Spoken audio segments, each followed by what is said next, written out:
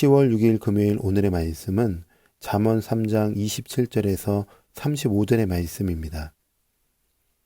내 손이 선을 베풀 힘이 있거든 마땅히 받을 자에게 베풀기를 아끼지 말며 내게 있거든 이웃에게 이르기를 갔다가 다시 오라 내일 주겠노라 하지 말며 내 이웃이 내 곁에서 평안히 살거든 그를 해하려고 꾀하지 말며 사람이 내게 악을 행하지 아니하였거든 까닭없이 더불어 다투지 말며 포악한 자를 부러워하지 말며 그의 어떤 행위도 따르지 말라. 대저 패역한 자는 여호와께서 미워하시나 정직한 자에게는 그의 교통하심이 있으며 악인의 집에는 여호와의 저주가 있거니와 의인의 집에는 복이 있느니라. 진실로 그는 거만한 자를 비웃으시며 겸손한 자에게 은혜를 베푸시나니 지혜로운 자는 영광을 기업으로 받거니와 미련한 자의 영달함은 수치가 되느니라. 아멘. 오늘 본문의 말씀은 지혜의 제자가 이웃을 어떻게 대해야 되는지, 즉 어떤 삶을 살아야 하는지, 그리고 이러한 지혜로운 사람들의 끝은 어떻게 되는지 오늘 본문이 가르쳐주고 있는데 본문의 말씀을 통해서 함께 잘 생각하고 마음에 새기는 은혜가 있기를 원합니다. 오늘 본문을 묵상하다 보면 반복되는 표현이 있습니다. 어떤 표현일까요? 뭐뭐 하지 말라, 뭐뭐 하지 마라 라는 표현이 반복되고 있습니다. 이웃에 대하여 취할 행동에 있어서 해서는 안 될 행동이 있는데 그것을 뭐뭐 하지 말라라고 이야기하면서 가르쳐주고 있는 것이죠. 그것이 무엇인지 함께 보기 원하는데요.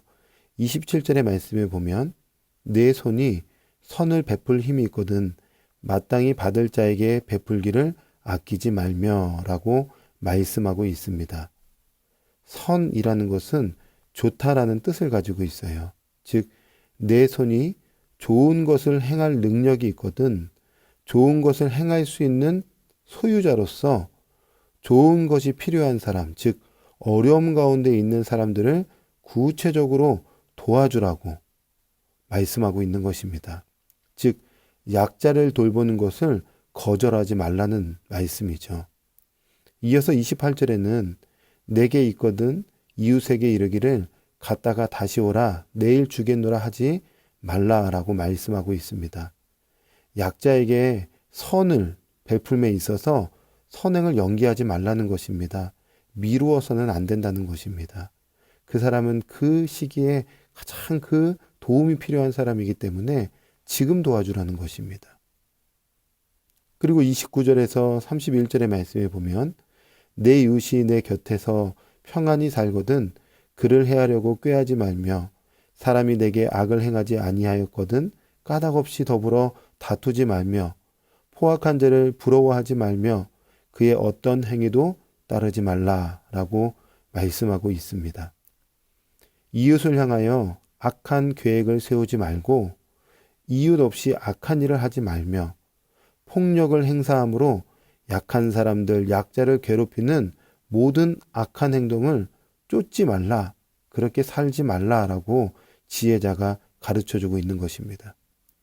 특별히 29절에서 31절의 말씀을 묵상하면서 오늘날 현대인들의 모습이 이와 같지 않나라는 생각을 해보게 되었습니다.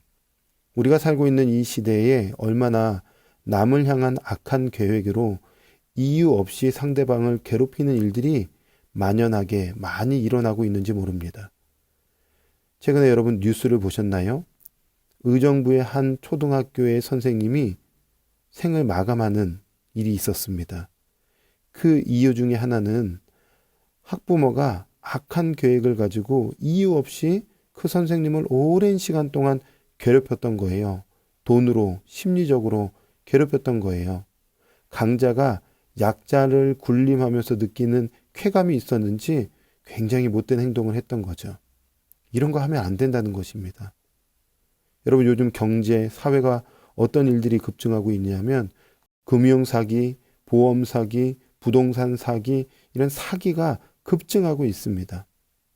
남의 것을 빼앗으려고 악한 계획을 가지고 열심히 일한 사람들을 속여서 그 돈을 쉽게 갈취하려는 악한 계획을 세워서 괴롭히는 악한 나쁜 행동들이 점점 늘어나고 있어요.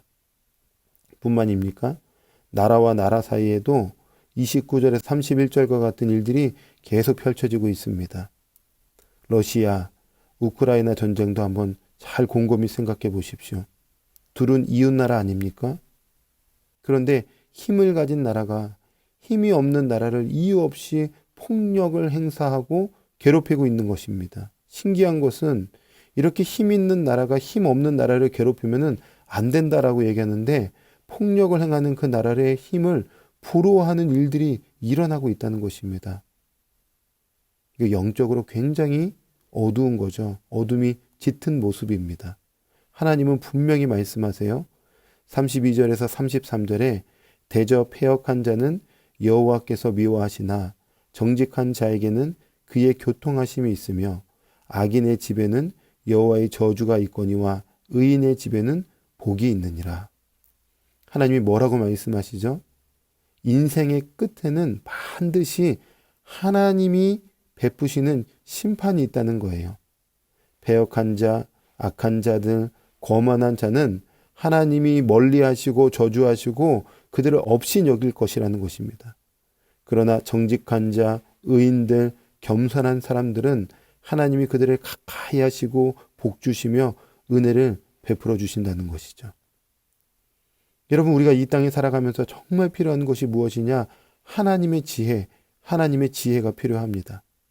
하나님의 지혜로 가득한 사람은 금방 이야기했던 것처럼 정직한 사람이고 의로운 사람이고 겸손한 사람입니다. 이들의 끝은 하나님의 영광이, 그 천국이, 그 구원이 상속되겠지만 세상에 미련한 사람들은 패역한 자, 악한 자, 거만한 자로서 그 끝에는 부끄러운 수치만 있게 될 것입니다. 눈물이 있을 것이고 고통이 있게 될 것입니다.